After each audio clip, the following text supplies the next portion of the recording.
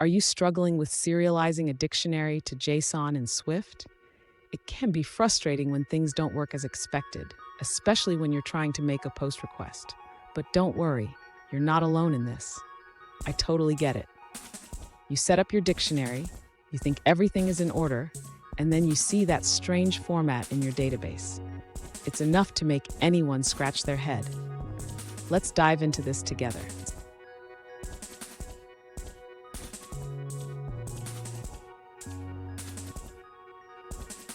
Here's the specific situation we're looking at. One user is trying to serialize a dictionary in Swift and is encountering an issue where the newly added item appears incorrectly in the database. They want to know why the entire dictionary is being serialized as a key with an empty string as the value. Sound familiar? Let's figure this out. So, what could be causing this serialization issue? It often happens when the dictionary is not structured correctly for JSON serialization. We'll break down the code step by step to identify the problem. And stick around. I have a crucial tip at the end that will help you avoid this issue in the future. To address the issue of the dictionary being serialized incorrectly, the user should first ensure that the JSON structure being sent matches the expected format on the server.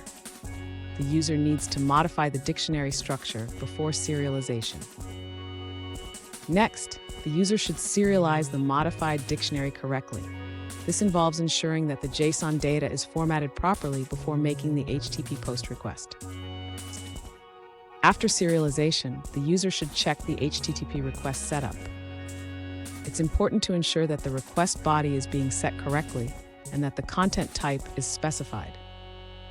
Finally, the user should test the entire flow by sending the request and checking the server's response. This will help confirm if the data is being received correctly. Fun fact, did you know that JSON stands for JavaScript Object Notation? It's a lightweight format that's easy for humans to read and write and easy for machines to parse and generate. Now let's look at the answers provided by other users. An alternative solution suggests adding a content type header to your URL request. Specifically, you can set the content type to application JSON.